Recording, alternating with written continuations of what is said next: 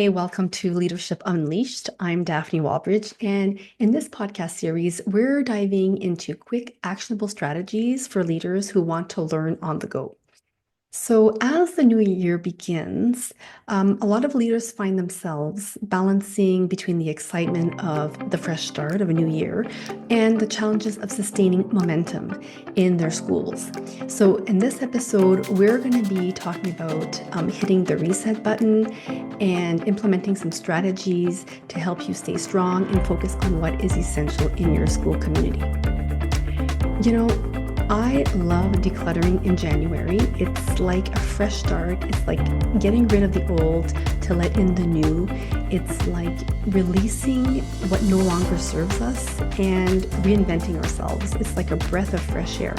So I think it's the perfect example, the perfect metaphor to bring into this episode today as a leader, as you start off the second half of your year and you embark on this challenge with your staff. So it's time to press reset, release what isn't working for you anymore, and refocus on what truly matters. That's why this episode, we're going to be exploring how to create alignment using two powerful strategies. And it's inspired by the practice of resetting and releasing. So let's clear the clutter in your leadership approach and set the foundation for a successful year ahead. Now, why is alignment so important? Well, alignment is like more than just ensuring everyone knows what they're doing and when they're doing it. And it's really about fostering a culture of trust, of collaboration, of consistency, because when your team is aligned, they feel empowered, they feel like they're working towards a common goal, they have clarity, there's less anxiety, there's less frustration, and everything seems to work better, right? A well-aligned team is a team that can create positive ripples. They can have a positive impact on their community, and it has, as a result, a positive impact on students and on staff and on the broader community. So let's see how we can do this with two simple ways. The first is to clarify the shared vision of the school, right? Now we're in January, and at this point, this might be a little bit muffled. The goals, the vision, the mission, people are kind of like on autopilot at this point. So it's a good idea to go back in January and press reset.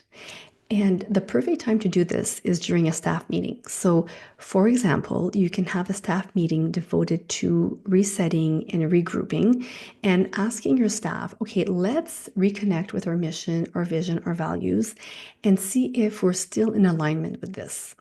And a good way to do this is with an activity I call what is taboo and what is sacred.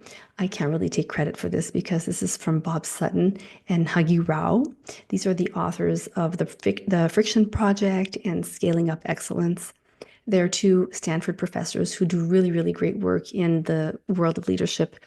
And basically, you go around the room and you ask people to state, what is sacred here? So, for example, sacred would be um, creating a safe space for people to share, being there to help people when they need us, um, you know, um, always making sure that we're welcoming people, we don't judge, that type of thing. And what is taboo is what do we refuse to tolerate, right? So, for example, we do not tolerate people gossiping, or we do not tolerate when we don't collaborate or share resources. We don't hoard resources, right? That is taboo here. And when people get clear on what is taboo and what is sacred, it's kind of like a fresh way of, seeing how we are as a culture. And, people don't want to be seen on the wrong side of that fence, right? They don't want to be seen as crossing the line and being seen as, doing something that is taboo. So for example, if one of the values is, we we share resources. Here, what is taboo is to not share resources or to not collaborate. Well, people are going to want to make sure they're not on that bad side, right? So they might double down on their effort to collaborate and be present for others. So it's a really fun activity. You can do this in tables and groups. You can have a gallery walk of this. There's many ways of conducting this type of activity, but it's a fun activity to do with your staff. Perfect way to press reset on your values, your goals, your mission, your vision, and to kind of realign at the beginning of the year. Now, the second way to establish alignment is to go over your practices and your processes. So I'm talking in-house here. I'm not necessarily talking board wide, because of course you don't have the control over what's happening across your board, your district. But with your school, you can create cohesion by implementing some consistent practices. And one way of doing this, and again, this is inspired by Bob Sutton and Huggy Rao in their book, The Friction Project. And I do go over these two activities in my new book, Beyond the First Year Principle. But this one here is called Getting Rid of Stupid Stuff. And the acronym is GROSS, GROSS. And it's really about going over all your practices, your policies, your procedures, and seeing if there's ways you can streamline them, cut some steps out, make them simpler, make them more user-friendly. And of course, this could be a long-term project, right? So you can start in January and maybe have a calendar of different practices and policies that you'd like to go over with your team every month, and reserve some time during your staff meeting to go over certain practices that you'd like to streamline. Maybe there's some few steps that can be eliminated. It's really, really fun to do. And the old adage of, well, we've always done it this way doesn't apply here, right? It's like, okay, how can we make this much more efficient and be much more impactful in the way we lead the school? So that is a really great practice, right? To streamline your processes and procedures through what we call the gross activity, where the goal is to remove friction. And finally, just before we leave, I'd like to leave you with a leadership challenge, right? I don't like things to remain, just like this, and I don't want this to become a learning scrap. So I'm challenging you to take some time this week to conduct an audit, either by yourself or with your team, of what you can streamline, what you can eliminate, what you can simplify.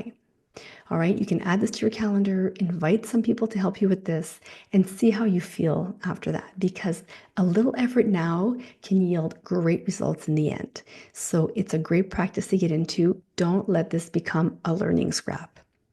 So I want you to do this, and you can tag me on Instagram at first_year_principal. When you've done it, I'd love to hear from you. Send me a DM and we can keep connected that way. So thank you so much for tuning in to this episode of Leadership Unleashed. I hope you're leaving here with practical insights and that you can apply into your leadership journey right away. And if you're ready to take the next step in your leadership practice and you want to take it to the next level, make sure to visit daphnewalbridge.com for more resources, more tools and strategies to help you lead with confidence and ease. Hey, and if you found this episode helpful, please, I'd love for you to subscribe and to leave a review and to share it with a fellow leader who could use a little inspiration. So let's keep building this amazing community of empowered leaders together. Until next time, keep leading with purpose, with passion, and you've got this. Bye for now.